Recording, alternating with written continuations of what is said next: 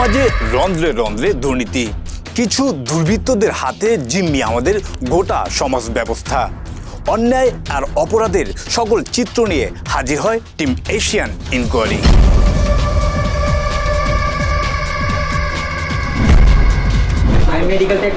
উনি একজন টেকনোলজিস্ট হয়ে ডাক্তারের কাজ কি করতে পারেন?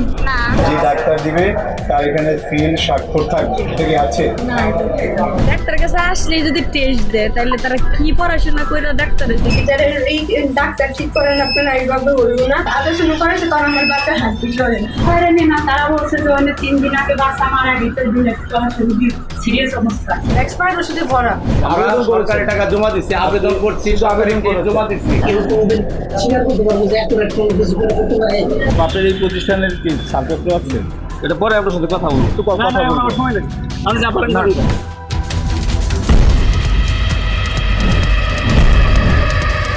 এশিয়ান ইনকোয়ারির এবারের পর্ব থাকছে স্বাস্থ্য খাতে কিছু অনিয়ম আর দুর্নীতিবাজদের সমস্ত কার্যকলাপ নিয়ে।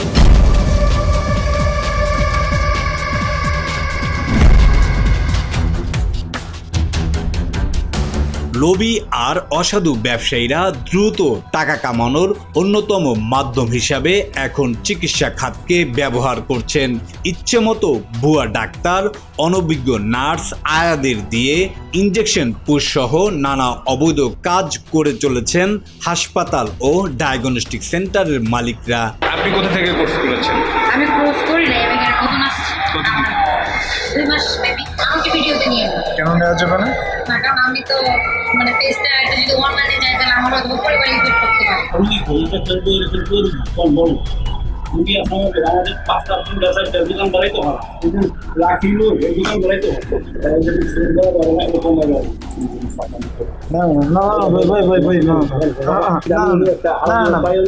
মেডিপেতে আপনার মেয়েকে নিয়ে ভর্তি ছিলেন ঈদের আগে না পরে? ঈদের দিন ভর্তি ছিলেন, কখন আসছিলেন? ঈদের দিন গেছিলাম আমরা, সন্ধ্যার পরে গেছিলাম। সন্ধ্যার পরে কয়টার দিকে আনুমানিক? এই আনুমানিক 8টা থেকে 9টা। আপনার মেয়েকে যে ইনজেকশন আর ওষুধগুলো ইনজেকশন পুশ করেছিল, ওষুধ খাওয়াইছিল, সেটা কি মেডিপেট থেকেই? হ্যাঁ, এটা মেডিপেট থেকে দিচ্ছে। ইসলাম মেডিপেট থেকে দিচ্ছে। 6-7টা ইনজেকশন দিচ্ছে, একটা দিচ্ছে জানা মিলে, একটা কুমড়ে মিলে, আর সালানা মিলে ঢুকাইছে। আর ইনজেকশন করে না। তারপরে কি আপনার মেয়ের অবস্থা কি ভালো হয়েছিল না পরে আরো খারাপ হয়েছিল? তার অবস্থা ভালো না, তখন ব্যথাটা কমে গেছিল, মেয়ে যাতে একটু খারাপ ছিল, ব্যথাটা কমে গেছিল। একটা ওরা বলছে যে আপনি ভাবছে কেমন লড়াচড়া করে, ওরা আমার মেয়ে বলছে না বাচ্চা লড়াচড়া করে না। পরে ওখানে একটা মহিলা যে ডাক্তারটা শুনেছিল, ওই ডাক্তারটা ওখানে থাকে, ওখানে রান্না বরাবর খাওয়া দাওয়া করে। শুধু হাসপাতাল, ডায়াগনস্টিক সেন্টার নয়, ডেন্টাল ডাক্তারের কাজ করেন টেকনোলজিস্ট নিজেই। আপনি কি বলেছেন আপনি সেটা আমাকে বলুন। আমি বলছি আপনি কি ডাক্তার না আপনি একজন মেডিকেল টেকনোলজিস্ট। টেকনোলজিস্টের কাজ কি? টেকনোলজির কাজ কি? আমার যে প্রাথমিক যে চিকিৎসাগুলো দেওয়া যায়, প্রাথমিক চিকিৎসা, প্রাথমিক চিকিৎসার ভিতরে কি কি বলে? যেমন স্ক্যানিং, ফিলিং, আরসিটি রক্ষা দেখলেন। ওয়ারিস রহমান উনি একজন টেকনোলজিস্ট হয়ে ডাক্তারের কাজ কি করতে পারেন? তাহলে সেই কাজটা তিনি এখানে করছেন। উনি আপনি যেভাবে, হ্যাঁ, কিন্তু আপনার কিন্তু এটা জানা দরকার, কারণ আপনার জায়গায় আপনার চেয়ারে অন্য কেউ বসতে পারে কিনা। আপনি একজন বিডিএস, তাই না? এখন আমি হচ্ছে যে ধরেন আমি ওনার আন্ডারে আমার সমাজ সেন্টারে আমি জব করি। বাকি 5 দিন বা 6 দিন কি করবে সেটা তো আমারও এত সময় নেই যে আমি এটা চিন্তা করবো। সেটা আপনি ওনার সাথে কথা বলতে পারেন, ওনার সাথে বলতে পারেন। এই ডায়াগনস্টিক সেন্টারগুলোকে আমরা যতটুকু দেখি তার চেয়ে অনেক বেশি পরিমাণে হচ্ছে ডেন্টাল নামে যে ইয়াগুলো। সেখানে একসময় রিসেন্টলি আমরা টঙ্গীতেও দেখলাম, এর সাথে 4-5টা ছিল। সেখানে একজন সিনিয়র যিনি মানে নিজেকে সভাপতি বলতেছিলেন তাদের অ্যাসোসিয়েশনের, তার রুমে ঢুকে তার মানে সে নিজের চেহারা দেখে আমার নিজেরই অজ্ঞান হওয়ার অবস্থা। তাহলে এই জাতীয় কর্মকাণ্ড কি চলতেই থাকবে? এটা আমার ইচ্ছা যে আসলে কয়েকজনকে একদম দৃষ্টান্তমূলকভাবে ধরতে হবে, সেই জন্য দাঁড়াতেই না পারে ভুয়াভাবে। তাহলে বাকিরা মানে হয়ে যাবে। যেহেতু আমার সবার কাছে আসলে যাওয়া সম্ভব হচ্ছে না, এই খবর তার কাছে পৌঁছাবে। রোগীদের সাথেও এরা অশোভনীয় আচরণ করেন, কারণ তাদের উদ্দেশ্য সেবা নয়, সেবার নাম করে নিরীহ মানুষের কাছ থেকে মোটা অঙ্কের টাকা হাতিয়ে নেয়া। দেশের সর্বত্র গড়ে উঠেছে এই ডায়াগনস্টিক সেন্টার অ্যান্ড হাসপাতাল। শুরুতেই প্রসব বেদনায় ছটফট করা এক নারীর কথা শুনতে চাই। সে আমার ইনজেকশন দিছে কতগুলো আর ভর্তি করছে। কোথায় এটা? মেডিপ্যাথে। মেডিপ্যাথে এটা কোথায়? এটা ওই যে টিএনটি এর জায়গা। ইনজেকশন দেওয়ার আগে কি বাচ্চা লড়তো? হ্যাঁ, বাচ্চা লড়তো। পরে আমার ঘুমের ইনজেকশন দিছে, ব্যথা কমানোর ইনজেকশন দিছে, বলছে বারবার যেমন আমার বাচ্চা হয় না। পরে ম্যাডাম আমার ধমক মারছে স্যারের সামনে। 4:30টার দিকে আমার টেবিলে নিয়ে গেছে, নিয়ে যায় স্যালাইন টেলাইন দিছে। তারপরে তারা মনে করেন বাচ্চা হরি করলো, তারা পারলো না। পরে আমার আব্বুরে বলতেছে যে আমি বলছি না এই সিজারের ডাক্তার ঠিক করেন, আপনারা এইভাবে হইব না। পরে আব্বু বলছে যে সিজারের ডাক্তার ঠিক করবো, তাহলে আপনারা আগেই বলতেন, তাহলে আমি সিজারের ডাক্তার আগে ঠিক করে রাখতাম, আপনারা পারতেন না যখন।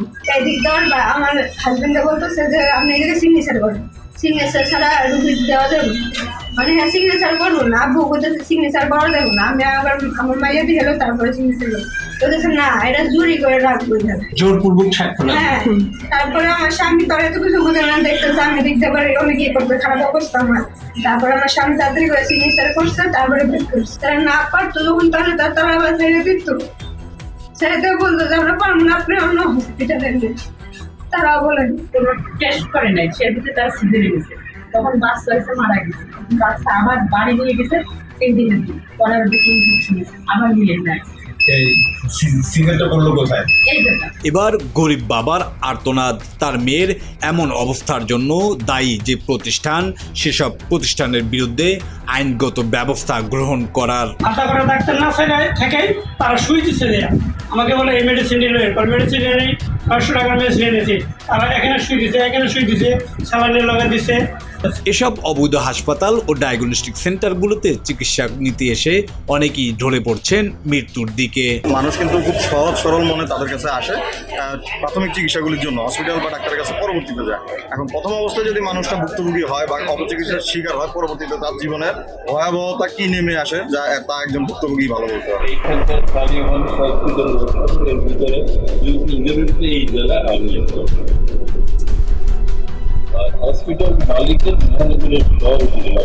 গর্ভবতী মহিলাকে সে হাসপাতাল থেকে বের করে দেয়, তার থেকে জোরপূর্বক স্বাক্ষর রেখে। মেডিপ্যাথ ডায়াগনস্টিক সেন্টার, গাজীপুর চৌরাস্তা। যিনি ইনজেকশন পুশ করেছে তিনি ওখানে রান্নাবান্নার কাজও করেন। এটা তো খুবই দুঃখজনক। আর কথা হচ্ছে যে এটা একমাত্র লোভী, যাদের কোনো তার মানে নিজের প্রতি রাশ টানা নাই, কোনো কিছু নাই, মানে বিবেকহীন মানুষের পক্ষেই সম্ভব। তো ওই দিন ওই ডক্টর এই কেসটা আমাকে দেখতে হবে।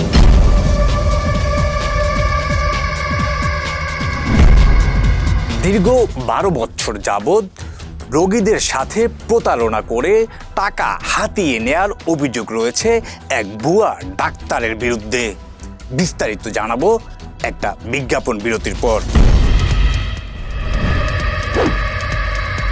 সারা দেশেই রয়েছে অবৈধ ডায়াগনস্টিক সেন্টার অ্যান্ড হাসপাতাল, রয়েছে ভুয়া ডাক্তার। এসব থাকার পরও কেন কার্যকরী পদক্ষেপ নেন না প্রশাসন? বিষয়গুলো জানতে কাজ করছে টিম এশিয়ান ইনকোয়ারি।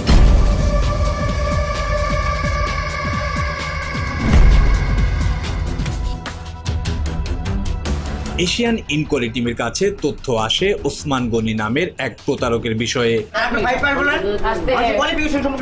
ডাক্তার না হয়েও ডাক্তার সেজে রোগীদের কাছ থেকে টাকা হাতিয়ে নেয়ার বিষয়টি গাজীপুরের সিভিল সার্জনকে জানানো হলে সরজমিনে গিয়ে দেখতে পান দীর্ঘ 12 বছর যাবৎ অভিনব কায়দায় রোগীদের সাথে প্রতারণা করে যাচ্ছেন। প্রতারণার দায়ে অভিযুক্ত ওসমান গনিকে তুলে দেওয়া হয় পুলিশের হাতে। এ বিষয়ে টঙ্গী পশ্চিম থানায় ওসমান গনিকে আসামি করে সিভিল সার্জন অফিসের একজন কর্মকর্তা অভিযোগ দায়ের করেন। পরের দিন তাকে কোর্টে পাঠানো হয়। কোর্টে পাঠানোর 72 ঘন্টা না পেরোতেই বেরিয়ে আসে এই ভুয়া ডাক্তার। বেরিয়ে আসার সাথে সাথে জনমনে বিরূপ প্রতিক্রিয়া তৈরি হয়। কিছুদিন আগে ডাক্তার ওসমান গনি এক বাচ্চার অ্যান্টিবায়োটিক ইনজেকশন দেওয়ার পরে বাচ্চা মারা গেছে। মারা যাওয়ার ভুল চিকিৎসায় মারা যাওয়ার পরে ও পুলিশ ধরে নিয়ে গেছে। আবার জামিনে এসে আবারও ভুয়া চিকিৎসা শুরু করছে। এখানে মামলা রানিং, আবার আসে, আবার কালকেও জামিনে আসছে। আমাদের সিভিল সার্জন মহোদয় ধরে নিয়ে গেছে, কালকেও জামিনে এসে আবারও খুলছে। এই অবস্থা করতেছে, এটা আমরা সুষ্ঠু বিচার চাই। এলাকায় যেন এভাবে আর ভুয়া চিকিৎসা না দিতে পারে, আমি প্রশাসনের কাছে এলাকাবাসী হিসাবে এটা চাই, যেন এটা একবারে বন্ধ করে দেওয়া। আমাদেরও একই বক্তব্য, যারা চিকিৎসা করে অবশ্যই যাদের অভিজ্ঞতা আছে এবং কাগজপত্র সঠিকভাবে আছে তারা অবশ্যই ব্যবসা করতে পারবে, কিন্তু যাদের কাগজপত্র নাই তারা ভুয়া যেন মানুষকে কোনো হয়রানির শিকার না করে। চালু করা হয় অবৈধ সরকার ডায়াগনস্টিক অ্যান্ড কনসালটেন্ট সেন্টার। তার কিছুক্ষণ পরেই সেখানে উপস্থিত হয় ভ্রাম্যমাণ আদালত। তাদের চোখে ধরা পড়ে তার সকল অপকর্ম। পাওয়া যায় মেয়াদোত্তীর্ণ ঔষধ, প্যাথোলজির কাজে ব্যবহৃত বিভিন্ন সরঞ্জাম। নোংরা আর হচ্ছে এক্সপায়ার্ড ওষুধে ভরা। 22 সাল, 23 সাল, 17 সাল কেউই বাদ যায় না। আপনার নিজেকে ডাক্তার মনে হয়? আপনি ডাক্তার মনে করেন নিজেকে? ডাক্তার মনে করেন?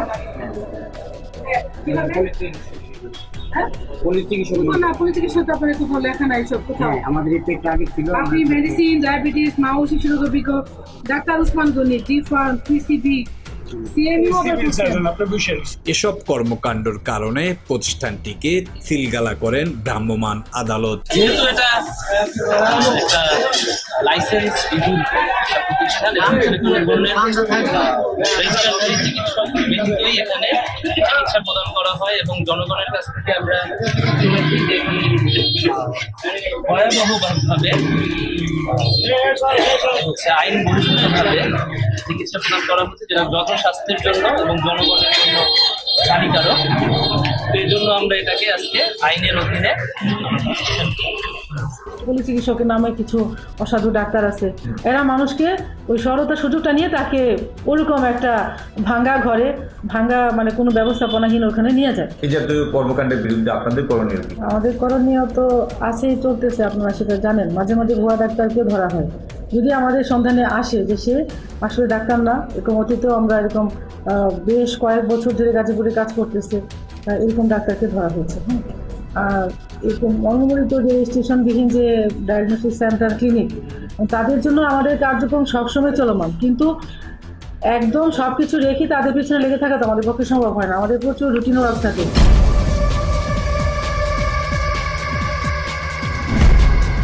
সারা দেশ জুড়েই রয়েছে অবৈধ ডায়াগনস্টিক সেন্টার অ্যান্ড হাসপাতাল।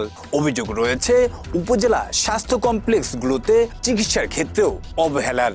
শুধু তাই নয়, রয়েছে পরিবেশ দূষণের এক ভয়াবহ চিত্র। এই তো গেল অবৈধ ডায়াগনস্টিক সেন্টার অ্যান্ড হাসপাতালের কথা।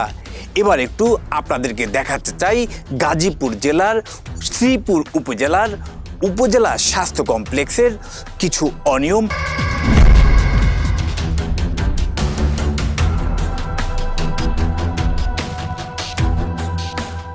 ভালো করে চেকআপ করে না, রিপোর্ট টিপোর্ট দেয় না, আবার নতুন করে পরীক্ষা দেয়। তাই আমরা তো টাকা পয়সা নাই দেখে মনে হয় সরকারি হসপিটাল ডাক্তারের কাছে আসলেই যদি টেস্ট দেয়, তাহলে তারা কি পড়াশোনা করে ডাক্তারের কি অভিজ্ঞতা এদের। আমরা এখানে সেবার জন্য আসি, আমরা চাই যে আমরা সুস্থ হয়ে তারপর বাসায় যাবো। অস্বাস্থ্যকর ব্যবস্থা, ওয়াশরুমে মানে যাওয়ার মতো ব্যবস্থা নাই, টয়লেটের দুর্গন্ধ, আমার বমি হইতেছে বারে বারে।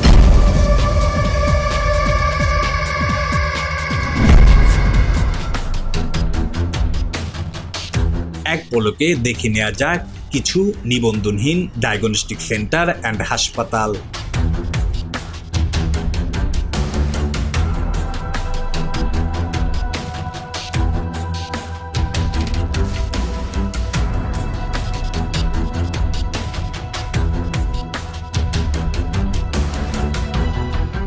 মুদি দোকানের ন্যায় একটি মাত্র ট্রেড লাইসেন্স নিয়েই শুরু করে দেন চিকিৎসার নামে পরীক্ষা নিরীক্ষার বাণিজ্য।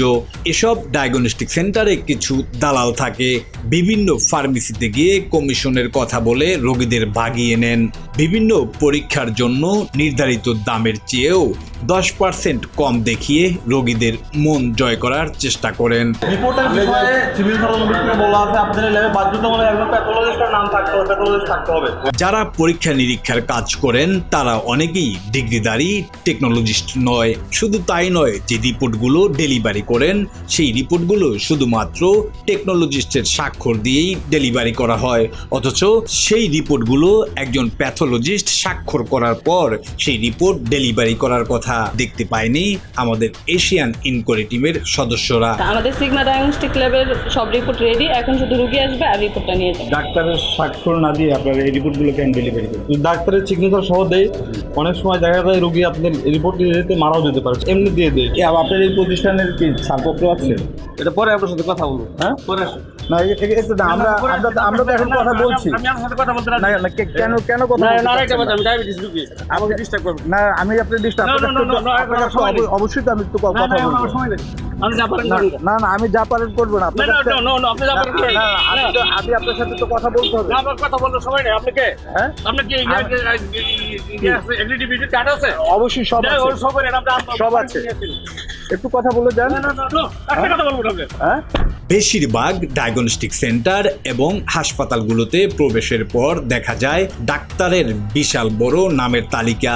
বিশাল নামের তালিকা থাকলেও এসব প্রতিষ্ঠানে ডাক্তারদের দেখা পাওয়া যায় না। ক্ষমতা দেখিয়ে অনিবন্ধিত ডায়াগনস্টিক সেন্টার চালানোর ফুটেজ সংগ্রহ করতে গেলে সাংবাদিকদের সাথে করা হয় চরম দুর্ব্যবহার। আপনি দেখতেছিলাম দেখাবো। এবার যেতে চাই কালীগঞ্জ উপজেলা স্বাস্থ্য কমপ্লেক্সে।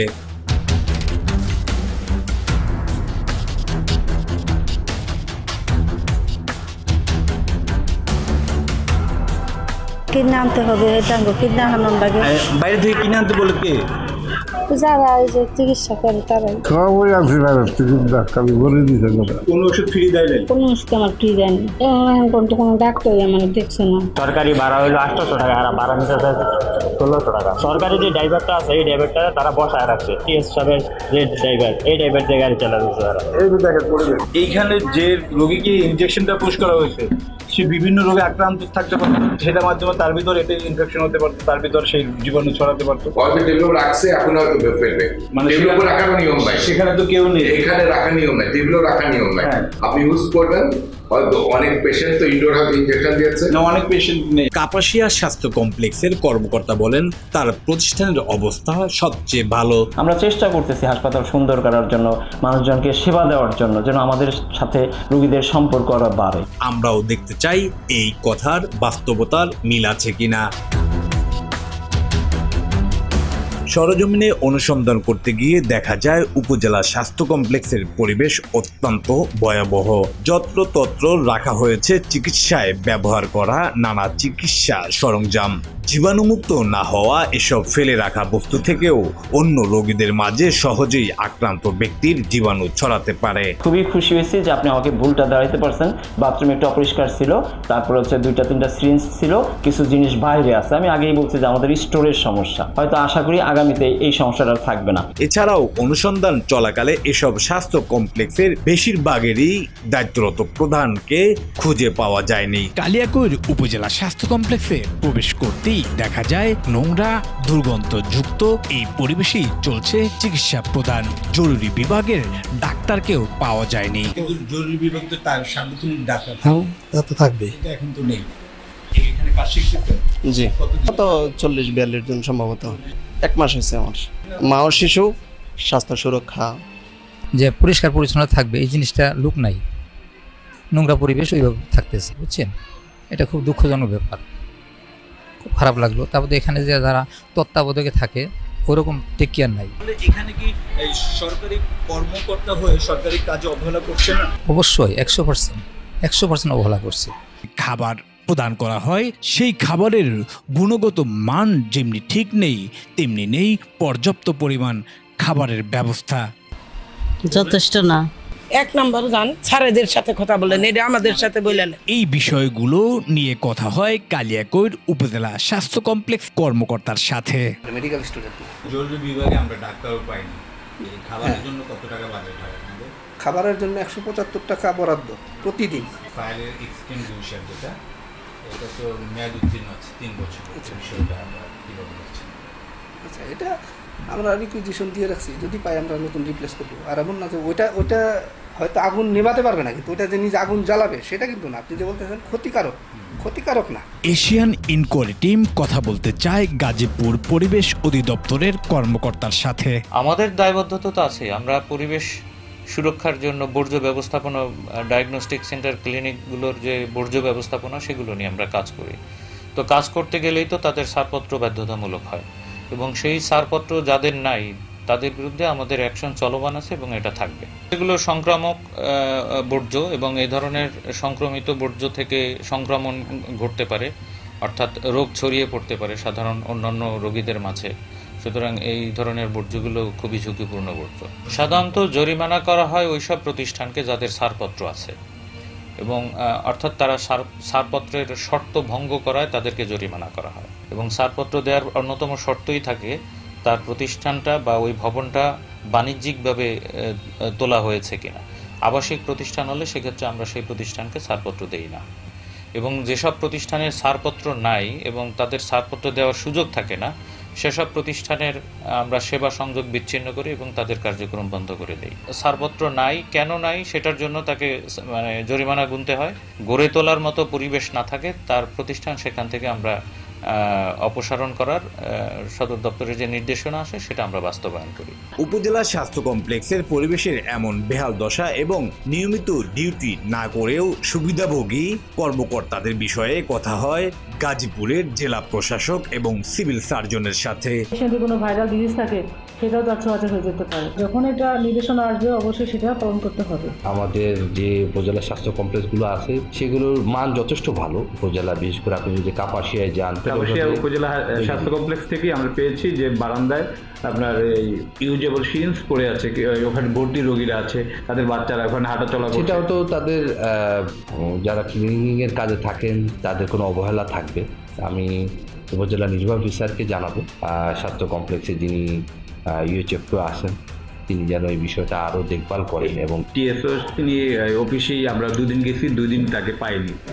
অর্থাৎ যিনি প্রধান কর্মকর্তা একটা প্রতিষ্ঠানে, ইউএচএফও উনি ডাক্তার ছাড়াও আরও অনেক প্রশাসনিক কাজও করে। বিভিন্ন জায়গায় স্বাস্থ্য বিভাগের পক্ষ থেকে তাকে বিভিন্ন সভা সমিতিতে অ্যাটেন্ড করা লাগে।